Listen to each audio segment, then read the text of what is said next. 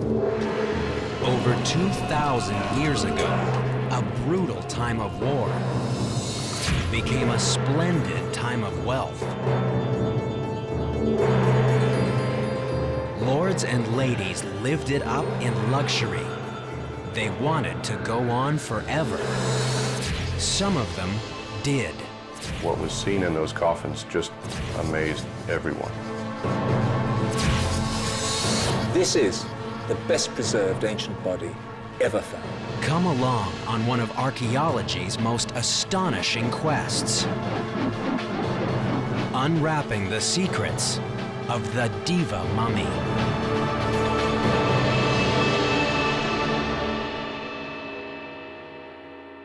China, one of the world's oldest civilizations, and a modern economic juggernaut. Day and night, bulldozers churn up its ancient soil, carving out the foundations of China's future, uncovering an incredible mystery of its past. No one's found anything that I've ever seen remotely equivalent to this. There's nothing else like them anywhere in the world.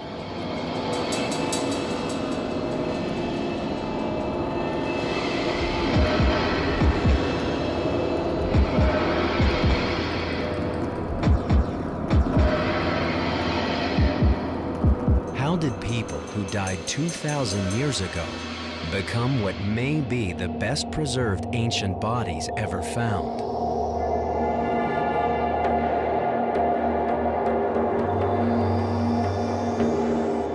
They look like living people, they move like living people.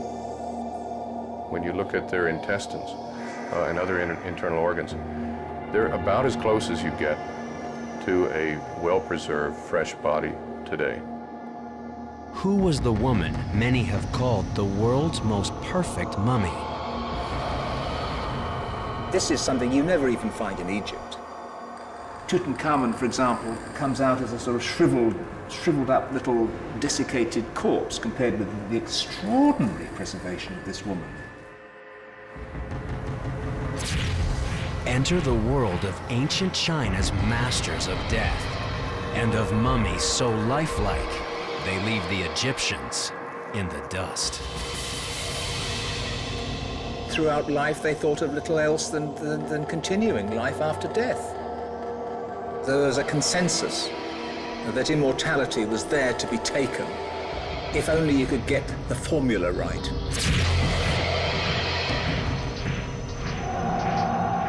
(1972). China isn't yet the economic powerhouse we see today.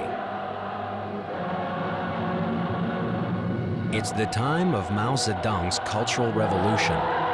China's leader calls on devoted youths named Red Guards to rid their country of decadent ideas.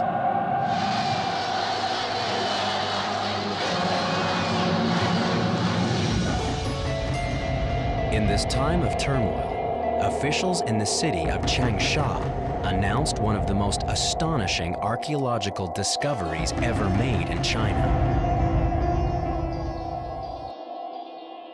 Work crews digging through a hill called Ma Wang Dui had stumbled on an ancient tomb.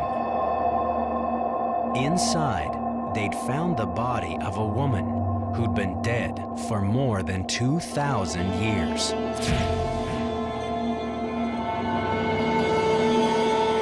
A body reported to be unlike any other ancient body ever found.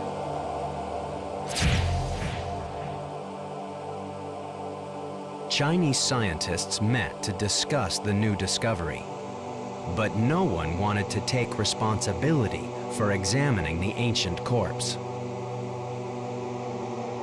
It was not a good time to fail, especially when Premier Zhou Enlai, one of the most powerful men in China, expected you to succeed.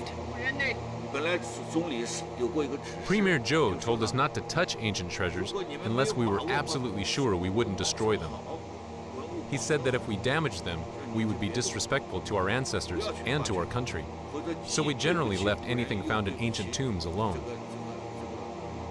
China's most eminent pathologists declined to autopsy the body found at Ma Wangdui.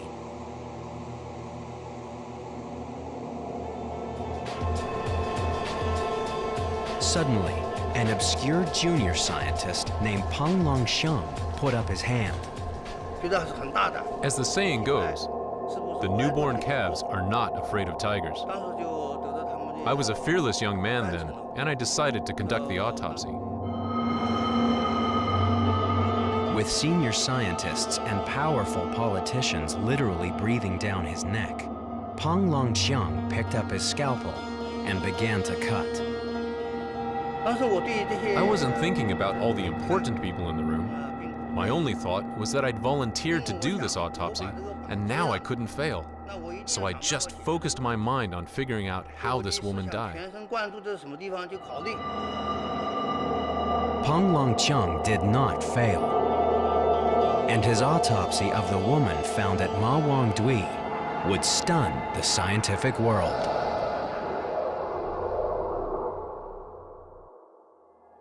In 1972, Chinese pathologist Peng Longsheng conducted one of history's most astonishing autopsies. On a 2,000-year-old woman, so well preserved, Peng and his colleagues could dissect her like a modern corpse.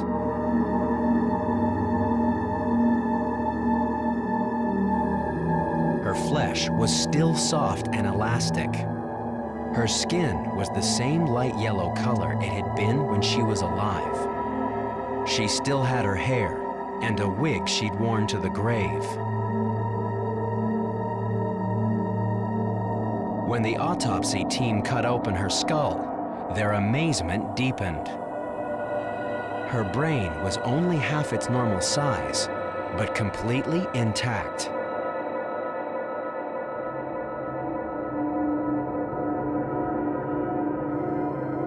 Then, Professor Peng made his first incision into the chest and found all her internal organs still in place and looking nearly good as new.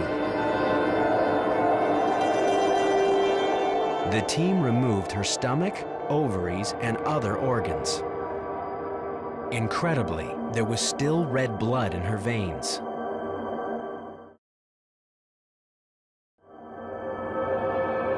Decades after her modern debut, the mummy from Ma Wangdui still dazzles and puzzles the world's top forensic anthropologists, like John Verano of Tulane University.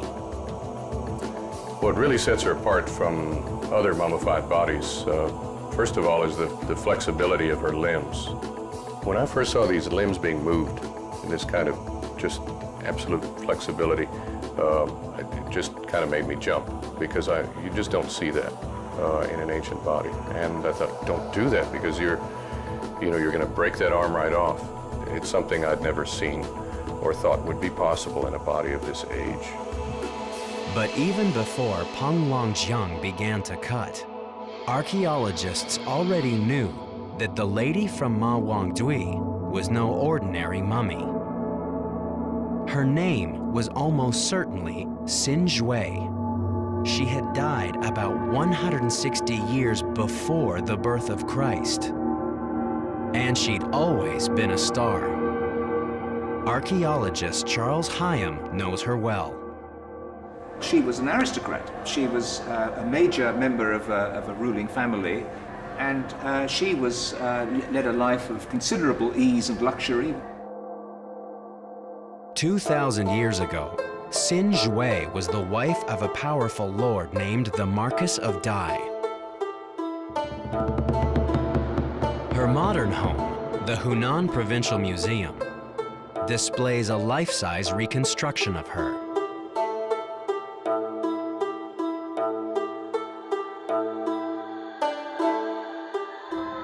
An elegant, beautiful woman stares at us. But Professor Peng's autopsy suggests a very different look.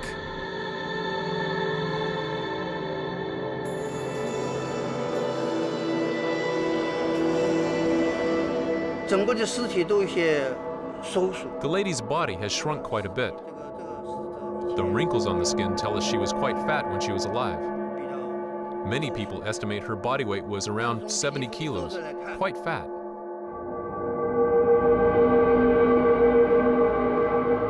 The Lady of Dai's love affair with dinner seemed confirmed by the treasures found in her tomb.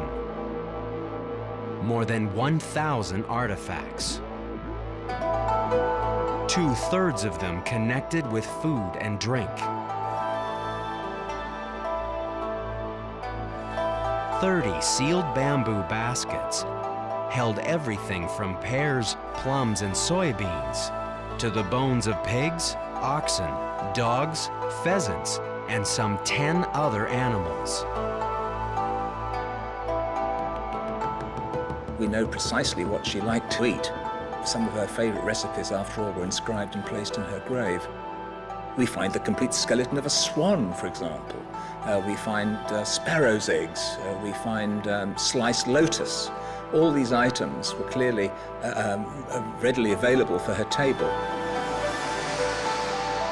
But the tomb contained much more than enough food for the afterlife. Just because you were dead didn't mean you stopped dining in style. Xin Jue planned to eat her eternal meals off exquisite lacquer dinnerware, the largest set of ancient Chinese lacquer ever found.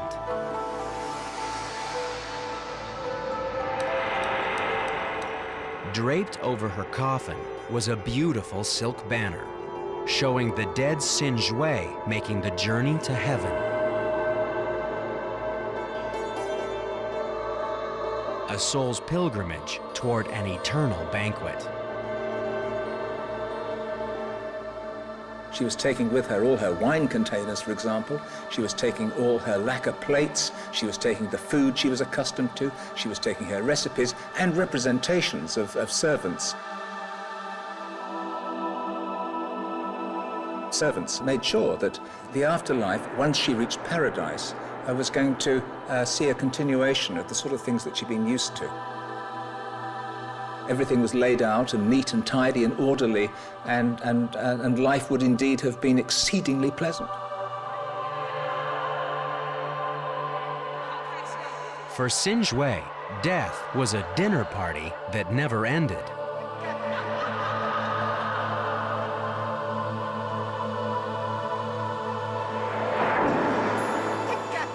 So was life. For her, on earth as it is in heaven, meant a little thing like death wouldn't spoil the fun. The Lady of Dai and her fellow aristocrats had plenty to celebrate. Life in ancient China hadn't always been so good.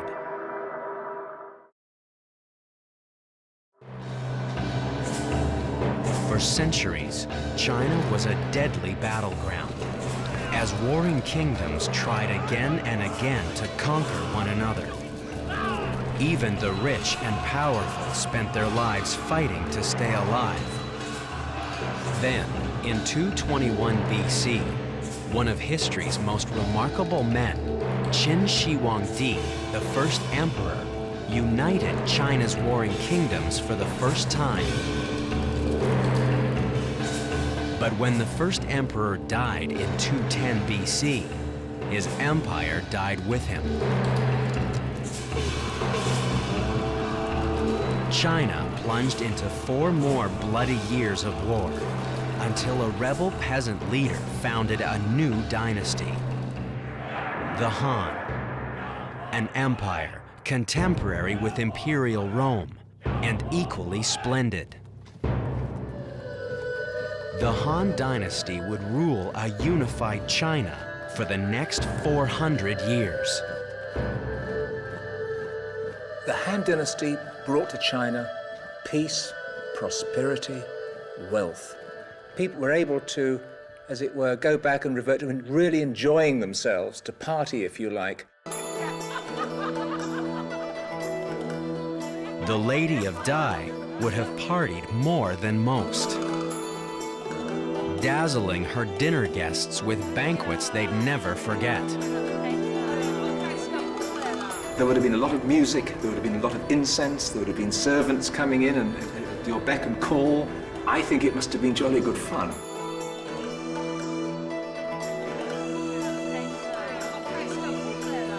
But in the Han Dynasty, living the good life was only the beginning.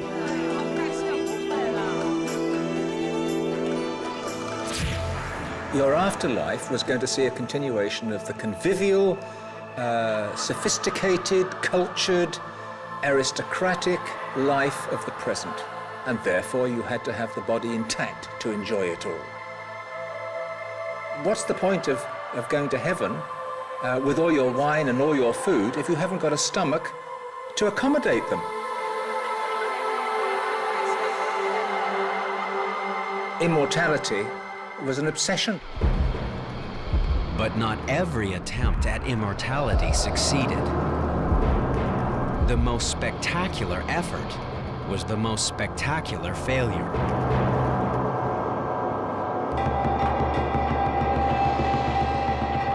In 1968, soldiers digging a tunnel near the town of Manchang suddenly found themselves inside a 2,000-year-old man-made cavern. The magnificent tomb of a wealthy king named Lu Sheng.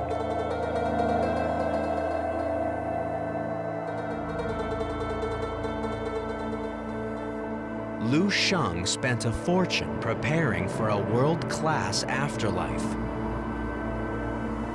turning his burial chamber into a wine cellar.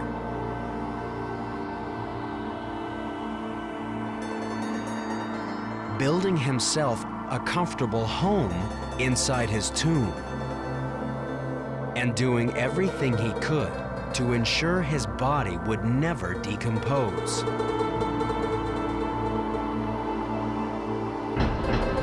King Lu Sheng went to the grave inside a spectacular burial suit, made of over 2,000 pieces of jade, sewn together with thread made of gold.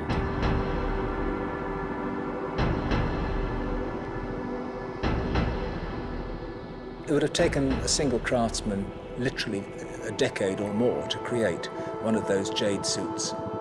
Jade is a pure, marvelous, treasured substance that had been valued in China for not just for centuries, but for thousands of years. And by stitching together these jade wafers, it was felt that the body could be preserved in perpetuity, conferring immortality upon the person within.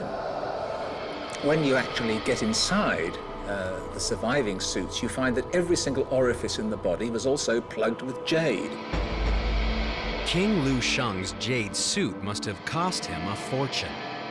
But as he lay dying, thinking of the eternal party he was about to enjoy, he must have felt it was worth the price. But he was wrong. When archaeologists opened his jade suit 2,000 years later, a few bone fragments were all that was left of the hard-partying King Lu Sheng. Even if the Lady of Dai could have afforded a jade suit, she would have been forbidden to wear it. That privilege was reserved for members of the imperial family, like King Lu Sheng, the emperor's ninth-born son. Lu Sheng would have been horrified to learn that the wife of a mere Marcus had succeeded where he had failed.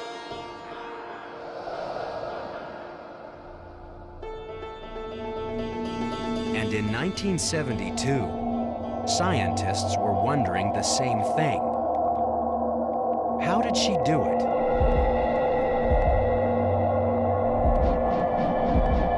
What they were about to discover would astonish them even more.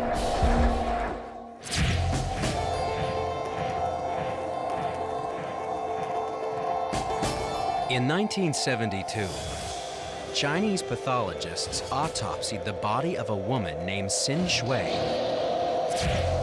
one of thousands of death investigations done in China that year.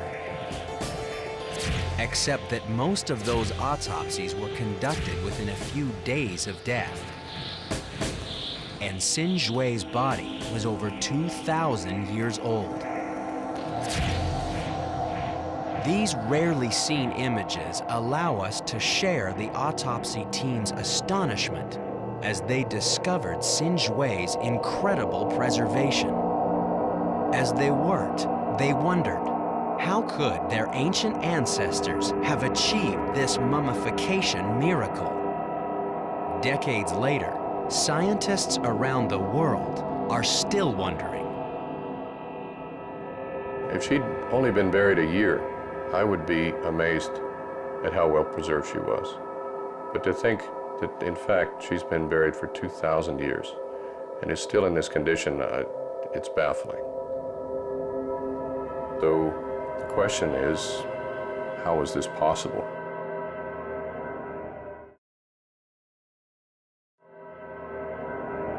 At first, one incredibly well-preserved 2,000-year-old body seemed to be a quirk of fate.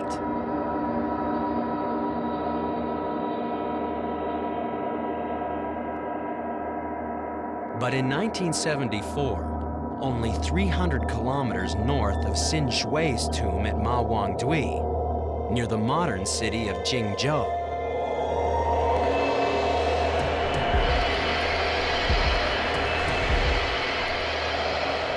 Chinese archaeologists found another.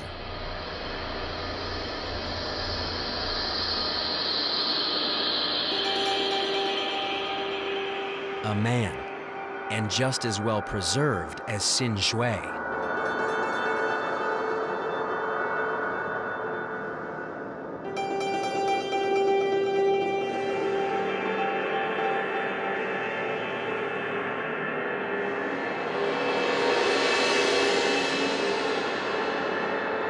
He had flexible limbs and soft organs like a fresh corpse.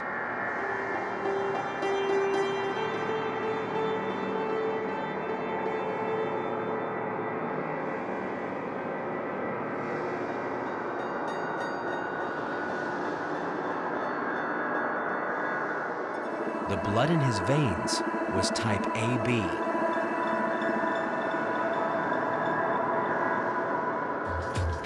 Pathologist Wu Zhongbi led the autopsy team.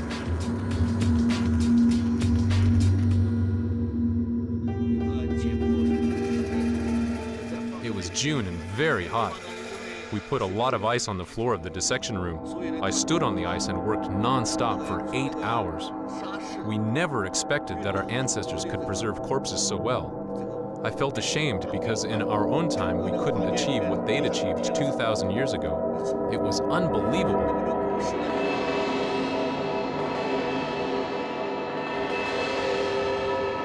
In the mummy's mouth, doctors found a clay seal revealing his name, Sui.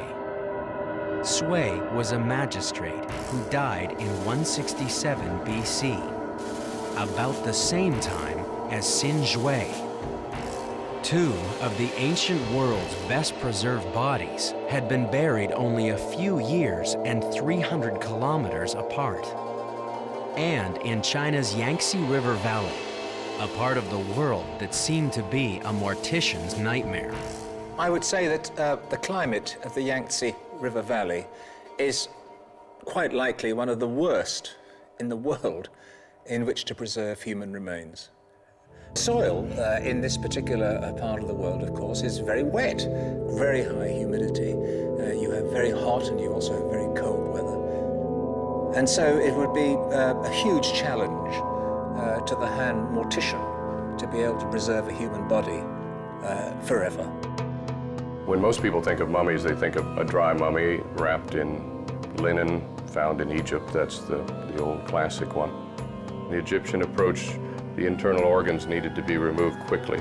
It was a hot environment. Bodies rapidly decomposed in that type of environment unless they were treated by having the organs removed and then quickly salted and dried. The Chinese method is very different. In terms of the quality of the work, it's quite impressive. In many ways, a step above what the Egyptians achieved. These bodies aren't mummies. Mummies are dry bodies, easy to preserve. We call our Chinese corpses wet bodies. No one had reported anything like them before we found Xin Zhui. Archaeologist Charles Hyam of New Zealand's Otago University believes there's only one way to truly appreciate why Xin Shui looks as good as she does. You have to come here, to the hill of Ma Wang Dui where she was buried, and see with your own eyes the incredible work of the men who buried her.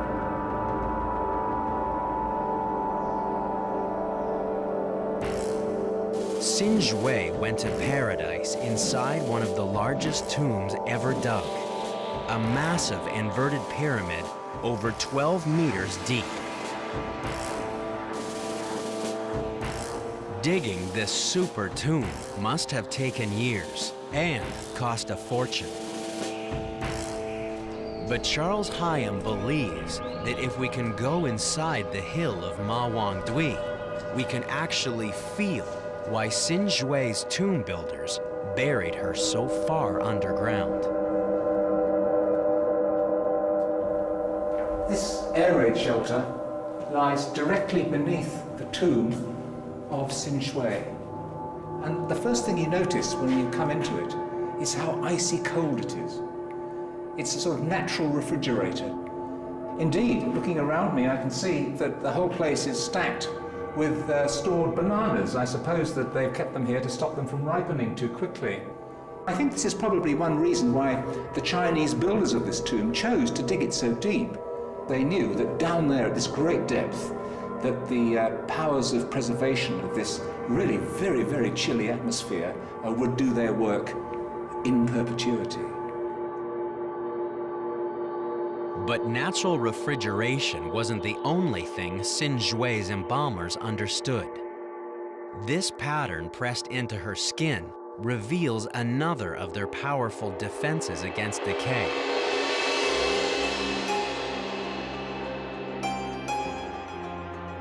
Whoever buried Xin Shui wrapped her body as tightly as they could in an astounding 20 layers of silk. This silk cocoon suffocated bacteria living inside her body. Bacteria which normally begin devouring a human body as soon as it dies.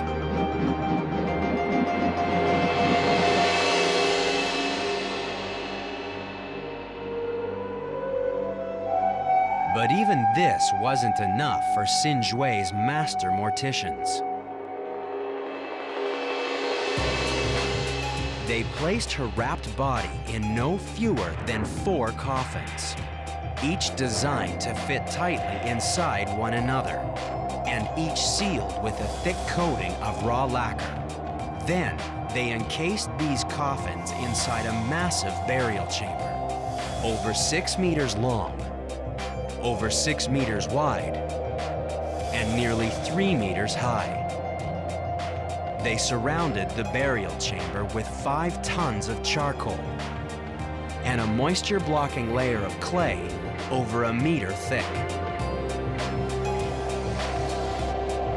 Finally, they packed the tomb shaft tightly with soil and capped the top with a mound of earth some 15 meters high.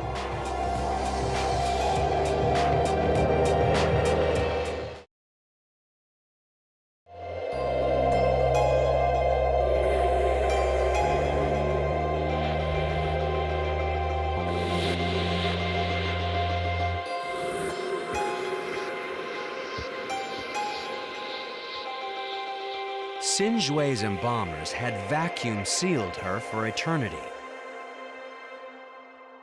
But was it enough to make her the mummy we marvel at today?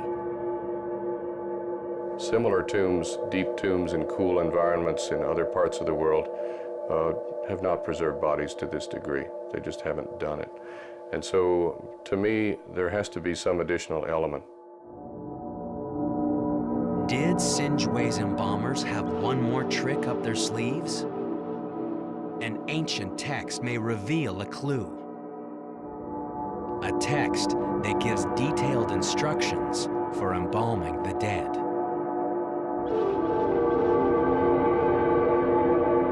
It says that after washing a corpse, embalmers kept it cold and wrapped it in layers of clothing.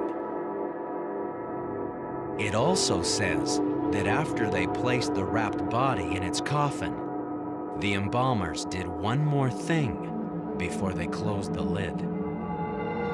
They poured in a mysterious liquid. Could that liquid have played a decisive role in preserving bodies? Some think it's possible. Another astonishing find would deepen even further this deepest mystery of the Diva mummy.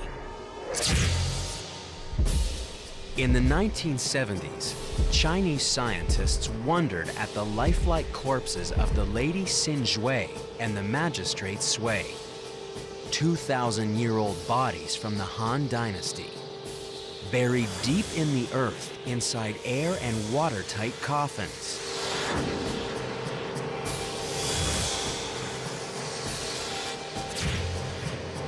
It seemed that the key to their preservation had been ancient morticians' sophisticated techniques for protecting them from water and air. But there was another, even more incredible possibility. Archaeologists found Xin Zhui and the magistrate Sui floating in a mysterious reddish fluid. Ancient Chinese texts tell of embalmers pouring a special liquid into coffins just before they sealed them. Were Xin Zhui and the magistrate Sui floating in that liquid? A long-lost elixir for preserving human flesh? Chemical analysis of the coffin fluid only deepened its mystery. It was mildly acidic and contained traces of cinnabar, a mercury ore, and an ancient Chinese medicine for prolonging life. Acid and cinnabar could have helped kill flesh-destroying bacteria. But experts have never stopped debating how the fluid got into the coffins. Some insist it was merely water that leaked into the tombs. Today, one of the world's greatest authorities on the Han Dynasty bodies believes he's found the answer. In 1974, pathologist Wu Zhongbi performed the autopsy of the magistrate Sui. When archaeologists opened Sui's coffin, it was filled with fluid. But strangely, so was his burial chamber. Even though it was surrounded by clay, excavators found nearly a meter of water inside. They could even measure its depth from the marks it left on his coffin. How could water have penetrated Sui's vacuum-sealed burial chamber and his tightly nested lacquer-sealed coffins? Professor Wu believes they weren't as watertight as they seemed. No matter how well sealed the paint or the coffin would, it will still have microscopic holes. According to Professor Wu, eastern China's waterlogged soil slowly rose around Sui's burial chamber. Differences in atmospheric pressure between the water-saturated earth and the dry burial chamber forced microscopic molecules of water vapor through invisible cracks in the chamber's wood. When enough moisture had squeezed through, it formed a water drop inside the burial chamber. Multiply that drop by 2,000 years, and you get a lot of water. We did an experiment. We made a small coffin, sealed it tight, and placed it in water. After just 4.5 years, the coffin was full of water, so we concluded the coffin liquid comes from outside. But Xin Zhui also had fluid in her coffin, and there wasn't any in her burial chamber.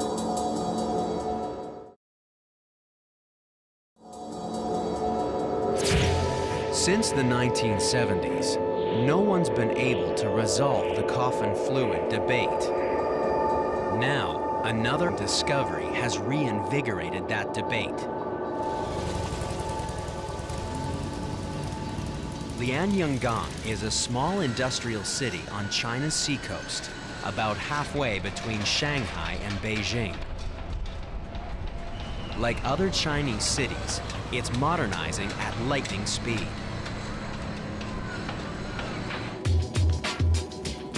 In July 2002, local museum curator Zhou Jinping got a phone call from a road crew who'd uncovered a strange wooden box.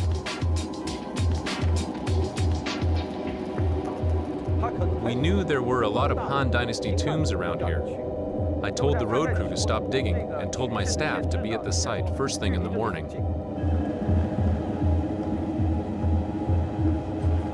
The next morning, a museum cameraman recorded these images, never before seen outside China, of the archaeologists at work.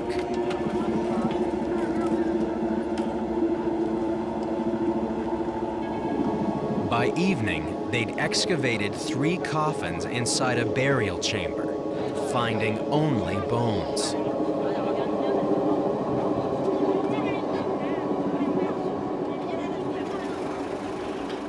They decided to transport a 4th coffin to the museum for safekeeping overnight.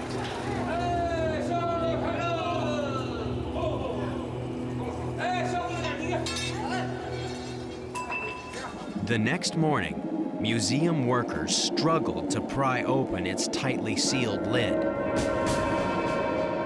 until something inside made them stop.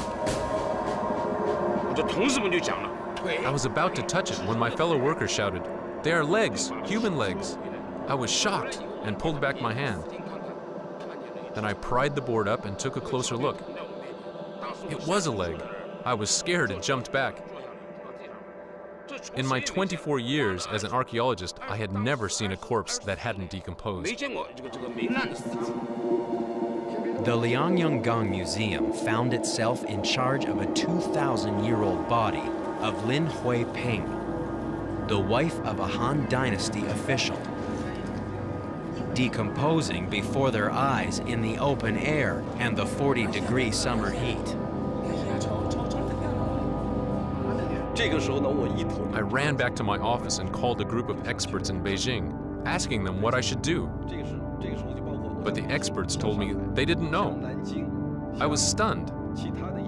If the experts in Beijing didn't know, what was I going to do?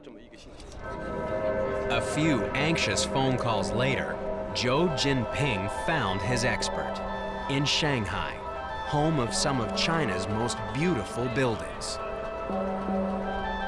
This is not one of them. But Professor Xu Yongqiang likes coming here to visit some old friends.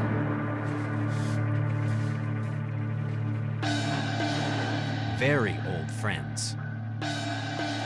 Professor Xu is one of China's foremost forensic anthropologists.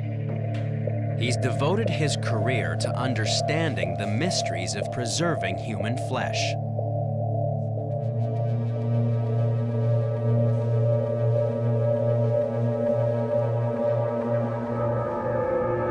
This is his masterpiece. Yan Fu Sing, an army officer, martial arts expert, and practicing Buddhist. Yan's been dead about 700 years, but he's in remarkably good shape for his age. That's because Professor Xu has been injecting him with an experimental preservative developed to keep modern Chinese corpses looking good for their funerals. Yan Fu Sing is still flexible and moist 3 years after archaeologists opened his tomb and exposed him to the air. We've done experiments to see if there's any bacteria or mold inside the body. We couldn't find any, so we think this formula is very effective in body preservation. Xu Yongqiang helped Lianyungang Museum preserve the body of Lin Huiping. he consulted with the team of scientists who rushed to Liangyang to study the newest miracle mummy. They peered into her with non-invasive body scans, far more sophisticated than anything used on Xin Shui or the magistrate Sui. But in the end, only the knife would reveal her secrets. In this never-before-seen video, filmed exclusively for this program, the team autopsies Lin Huiping and marvels at her ancient embalmer's brilliant achievement.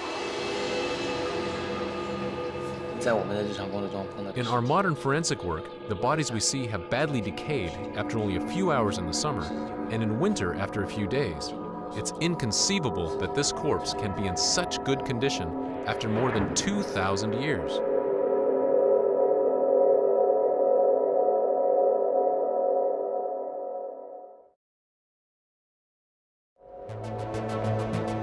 Today, scientists in the city of Nanjing are studying Lin Huiping, and they're interested in more than just her incredibly well-preserved body.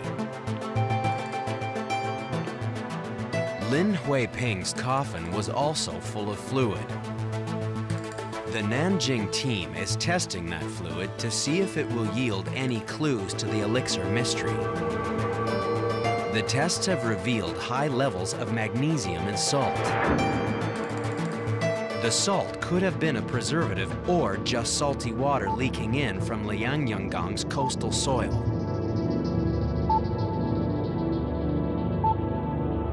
Perhaps further tests will tell. But for now, all anyone can do is choose sides in an ongoing debate. The coffin liquid isn't a formula for preservation, like the formulas we use today. In ancient times, there was no chemical method for preserving bodies. I would lean towards the idea that it was an elixir, something that someone very cleverly developed to preserve the body. Now, it's not such a strange idea because humans for thousands of years have been preserving food.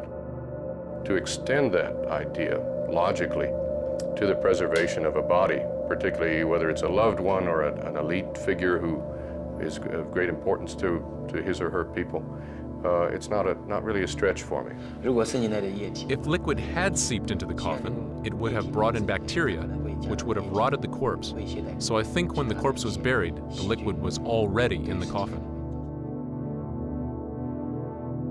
But even if we don't know why Xin Shui and her fellow mummies are so well preserved, the Lady of Dai has told us more than any other mummy about the life and death of an ancient human being. And it's been a revelation. China's Diva mummy has overturned some of our most cherished beliefs about our distant ancestors. To forensic scientists, the Lady of Dai is like a time machine.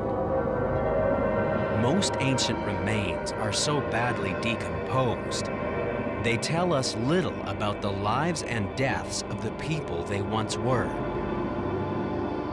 But China's Diva mummy can tell us almost as much as a fresh corpse.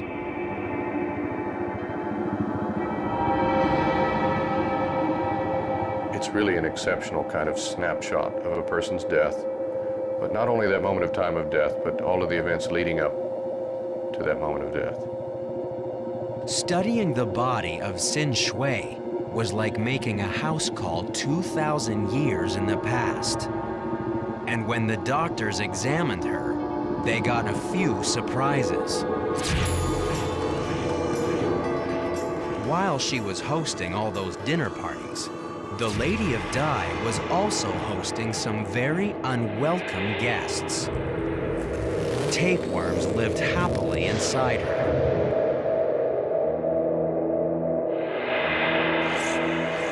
So did colonies of whipworms and other parasites.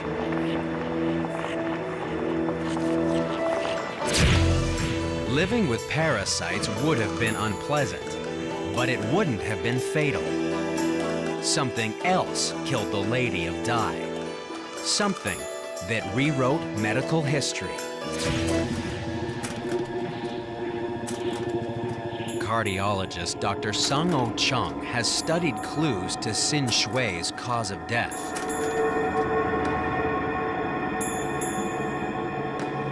The lady's funeral banner shows her using a cane to walk to heaven, even though she was only 50 years old when she died. 2,000 years later, X-rays revealed the answer. A fused disc in her lower spine. Her bad back also hints at why she was so overweight. Centuries before television, the Lady of Dai had been one of history's earliest couch potatoes. She gets weighted on and she doesn't have to do very much exercise. And that's probably why she gets fat. Sin Shui's autopsy revealed another crucial clue. Inside her stomach, scientists found over 100 perfectly preserved melon seeds, all of them undigested. Her stomach hadn't had the hour it needed to break them down before she died.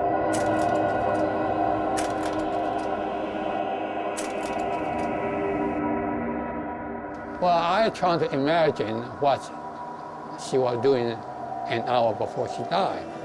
She probably having a very heavy meal. The last part of the meal was the melon. And she liked the muskmelon very much, but she ate in such a hurry that she swallowed all the seeds.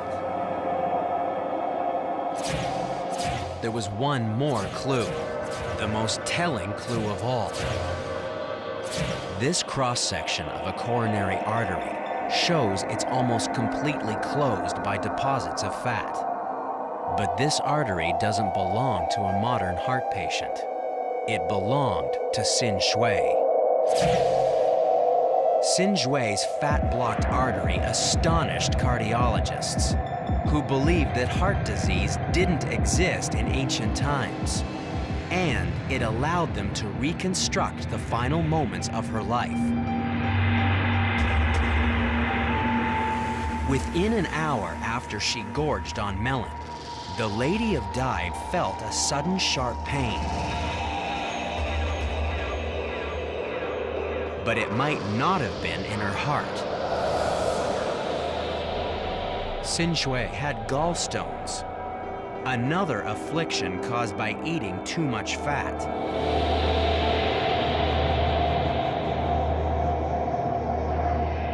One stone was stuck in the opening of her bile duct. It plunged her into excruciating pain. It may have been the final, fatal blow to an already weakened heart.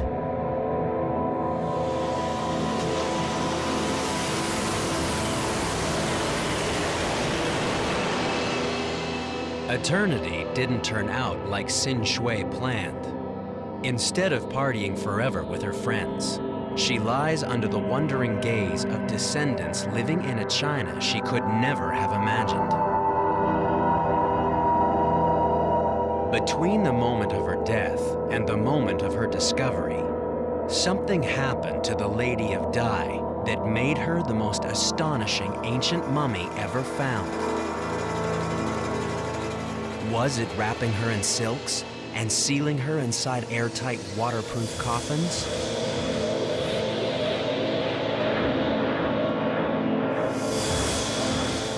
Was it laying her to rest inside a super tomb that kept out the forces of decay?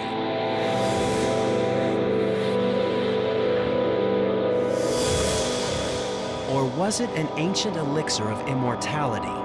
A secret formula that still eludes all attempts to prove or disprove its existence. As a booming China builds its future, scientists wonder when bulldozers will uncover yet another perfect mummy and demolish even more of what we think we know about the ancient past.